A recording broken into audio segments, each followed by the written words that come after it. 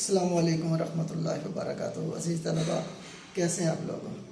کچھ روز پہلے ہم نے فرسٹ ایئر کی اردو کی معروضی کی ویڈیو بنائی تھی، اور آج جو سیکنڈ ایئر کا اردو کا ہو اس کی معروضی بنائیں گے۔ تو اس معروضی کو دیکھتے ہیں کہ آج آپ لوگ جو ہے نا وہ کیا کیا کر کے آئے ہیں۔ اچھا، یہ دیکھتے ہیں۔ پہلا ہمارے پاس سوال ہے، میری آنکھ میں درد ہے۔ اچھا، اس کے 4 آپشن ہیں۔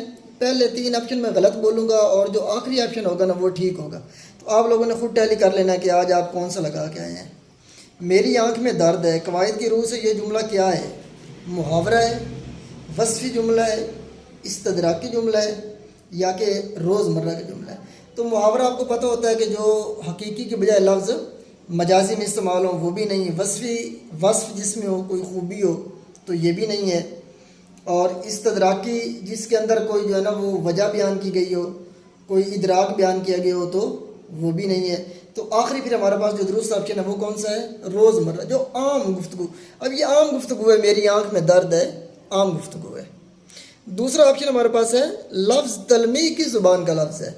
تو یہ مختلف زبانیں دی ہوئی ہیں، اردو، یونانی، فارسی، عربی۔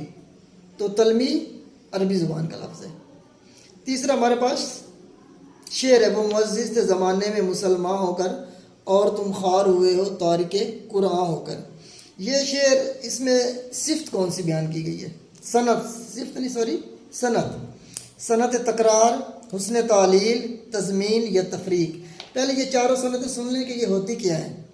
تکرار جس میں لفظ بار بار استعمال ہو، تکرار بھی نہیں ہے۔ حسن تعلیل جس میں کوئی وجہ، سبب یا علت بیان کی گئی ہوتی ہے، اس میں کوئی سبب بھی نہیں بیان کیا گیا۔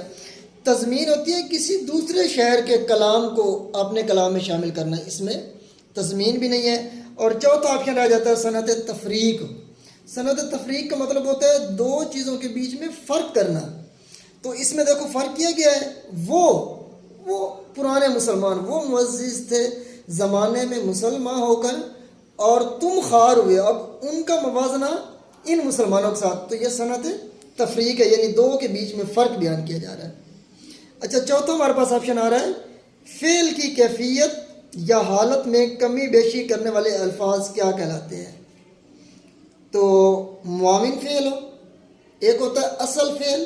2 فعل جب اکٹھے آتے ہیں تو جو پہلا فعل ہوتا ہے وہ اصل ہوتا ہے، اور جو دوسرا فعل ہوتا ہے جو پہلے کی معاونت کرتا ہے تو وہ امدادی فعل ہوتا ہے۔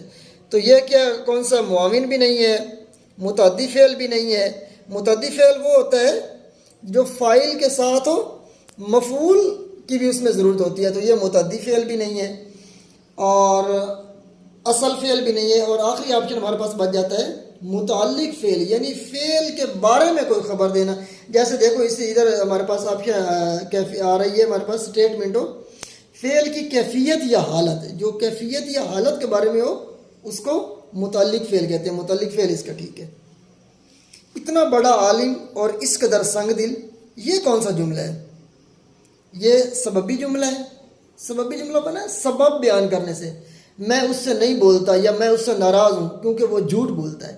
تو یہ جو ہم بتایا نا کہ میں اس سے ناراض کیوں ہوں، وجہ آگے بتائیے کہ وہ جھوٹ بولتا ہے، یہ سببی جملہ۔ یہ سببی جملہ نہیں ہے، اسمی جملہ بھی نہیں ہے، وصفی جملہ بھی نہیں ہے، اور آگے چوتھا آپشن رہ گیا استدراکی جملہ۔ وہ اتنا بڑا عالم ہے لیکن کیا ہے؟ سنگ دل ہے۔ استدراکی جملہ جو ہوتا ہے نا، اس سے استدراکی جملہ، اس میں دوسرا جو جملہ ہوتا ہے نا وہ پہلے جملے کی وضاحت یا نفی کرتا ہے۔ جیسے دیکھو ادھر اس کی یہ دوسرا حصہ نفی کر رہا ہے، اتنا بڑا عالم ہے مگر کیا ہے؟ سنگ دل ہے۔ تو یہ استدراکی جملہ ہے۔ استدراکی لفظ بنا ہے ادراک سے۔ وقفہ سے مراد ہے کسی بات کی تفصیل بیان کرنا؟ نہیں۔ مختصر وقفہ؟ نہیں۔ مکمل ٹھہراؤ یا وقفہ؟ نہیں۔ سکتہ سے تھوڑا زیادہ، سکتہ کہتے ہیں کامے کو، اور سکتے کے اوپر جو نقطہ لگایا جاتا ہے تو یہ سکتے سے تھوڑا زیادہ ٹھہراؤ والا ہوتا ہے، اس کو بولتے ہیں وقفہ۔ تو سکتہ سے زیادہ ٹھہراؤ والا جو جملہ ہوتا ہے اس کو بولتے ہیں وقفہ۔ اچھا، درج شدہ میں سے کس کا تعلق تشبیہ سے نہیں ہے؟ مشبہ بہی، مشبہ بہی بھی تشبیہ میں ہوتا ہے، غرض تشبیہ بھی تشبیہ میں ہوتا ہے، مشبہ بھی تشبیہ میں ہوتا ہے، مستعار منہ یہ نہیں تشبیہ میں ہوتا۔ مستعار منہ کس میں ہوتا ہے بھلا؟ استعارے کے اندر ہوتا ہے مستعار منہ۔ 8واں ہمارے پاس ہے درج شدہ میں سے کس جملے میں امدادی فعل استعمال ہوا ہے. امدادی فعل کی ابھی میں نے وضاحت کر دی ہے کہ اگر کسی جملے کے آخر میں دو فعل اکٹھے استعمال ہوں تو جو پہلا فعل ہوتا ہے وہ اصل فعل ہوتا ہے اور جو دوسرا فعل ہوتا ہے وہ اس کا معاون ہوتا ہے یا امدادی فعل ہوتا ہے. اچھا اس کے آپشن ہمارے پاس آ رہے ہیں. اسے مت چاہو، احمد چھٹی چاہتا ہے، میں آرام چاہتا ہوں. ان سب میں ایک ہی فعل استعمال ہو رہا ہے اور درست ہے نماز کا وقت ہوا چاہتا ہے. اب ہوا بھی ایک فعل ہے اور چاہتا بھی ایک فعل ہے، اس لیے یہ امدادی فعل کی مثال ہے. وطن کی مرگ و زیست کا تم ہی پہ انحصار ہے. اس مصرعے میں کون سی صنعت استعمال ہوئی؟ پہلے یہ مصرع دیکھیں. وطن کی مرگ و زیست، مرگ مطلب موت اور زیست مطلب زندگی، یعنی زندگی اور موت. یہ ذہن میں رکھ لینا، اب آپ کو سمجھ آ گئی ہوگی کہ موت اور زندگی کس میں استعمال ہوتا ہے.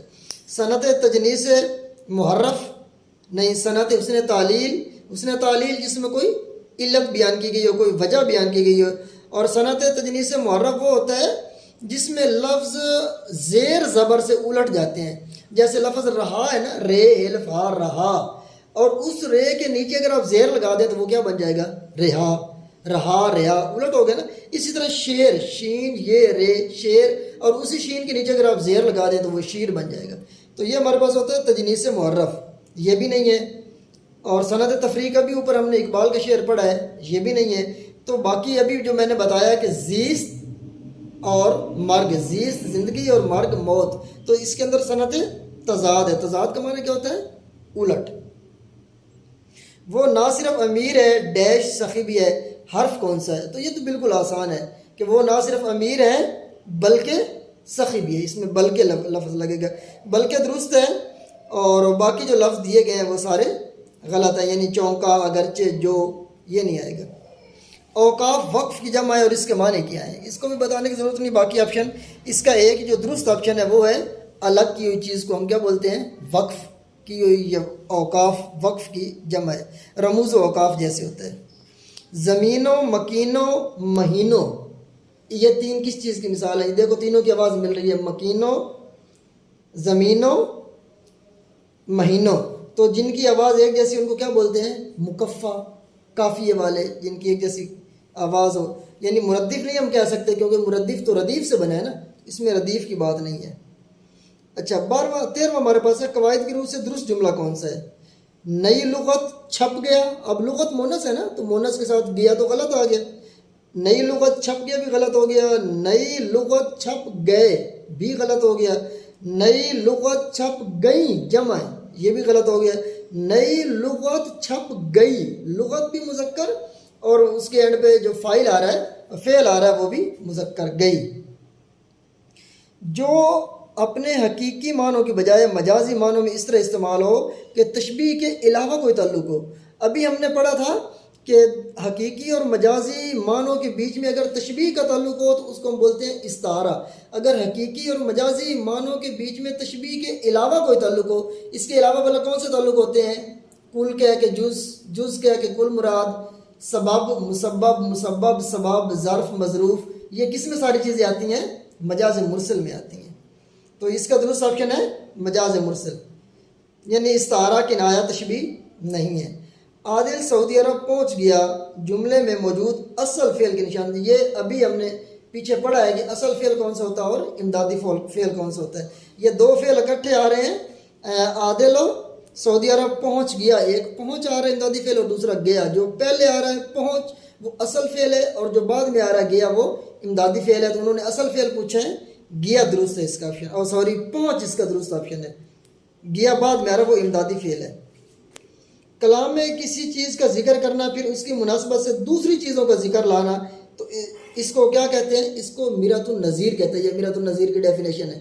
میرۃ النظیر جیسے لفظ سے ظاہر ہے، نظیر مثال، کہ اس جیسی چیزیں آگے موجود ہوں. تو یہ ہم تکرار کی اور اس نے تعلیل کی اور تجنیس محرف کی پہلے تعریف کر چکے ہیں. تو میرۃ النظیر اس کا درست آپشن ہے. تیرے آزاد بندوں کی نہ یہ دنیا نہ وہ دنیا، یہاں مرنے کی پابندی وہاں جینے کی پابندی. اب پہلا جو مصرع ہے اس شعر کا، تیرے آزاد بندوں کی نہ یہ دنیا نہ وہ دنیا، اس میں ہمیں پتہ نہیں چل رہا کہ یہ بات کیا ہو رہی ہے. اس میں ایک چیز کو بند کیا جا رہا ہے اور اگلے مصرے میں اسی کو کھولا جا رہا ہے. تو یہ کون سی صنعت ہوتی ہے جس میں ایک چیز کو بند کرتے ہیں پھر کھولتے ہیں؟ لف و نشر. لف کا معنی لپیٹنا یا بند کرنا اور نشر کا معنی کھول دینا. تو یہ اس کے اندر دیکھو کہ تیرے آزاد بندوں کی نہ یہ دنیا نہ وہ دنیا، یہ لف کیا گیا ہے اور دوسرے مصرے میں اس کو نشر کیا گیا ہے. 18واں ایسی تحریر جس میں جملے چبھتے ہوئے محسوس ہوں لیکن شگفتگی کا بھی احساس رہے، یعنی کہ مزہ بھی آئے اور تکلیف بھی ہو، تو اس کو کیا بولتے ہیں؟ یہ طنز و مزاح ہوتا ہے. یعنی طنز و مزاح کے اندر بندہ مسکراتا بھی رہتا ہے اور کبھی کبھار کچھ جملے ایسے بھی ہوتے ہیں طنزیہ جو اگلے بندے کو تکلیف بھی دیتے ہیں، چبھتے بھی ہیں. یعنی اس کا تنقید، تحقیق، رپورٹ جو ہے نا یہ سارے غلط ہے. طنز و مزاح اس کا ٹھیک ہے.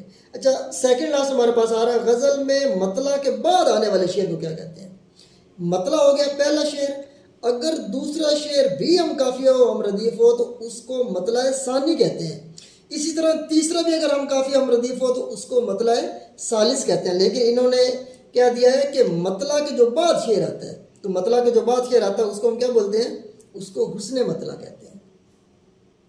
آخری ہمارے پاس خالی جگہ ہے، معروضی ہے.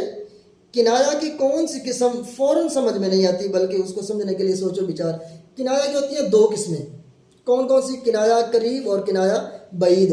کنایا قریب وہ ہوتی ہے جس کی ہمیں جلدی سمجھ آ جاتی ہے، اور کنایا بعید جیسے لفظ سے ہی معلوم ہو رہا ہے کہ دور کی چیز جس کی ہمیں جلدی سمجھ نہیں آتی. اس کا درست آپشن ہے کنایا بعید. تو تمت بالخیر ہماری معروضی جو ہے نا وہ 20 نمبر اسی کے ساتھ ہوئے مکمل. آپ اس کو ٹیلی کر سکتے ہیں کہ آج آپ لوگ کون کون سے جو ہے نا آپشن لگا کے آئے ہیں اور کتنے آپ کے اس میں سے درست ہیں. اسی کے ساتھ اجازت دیجیے، پھر انشاءاللہ نئی ویڈیو کے ساتھ حاضر ہوتے ہیں. اللہ حافظ.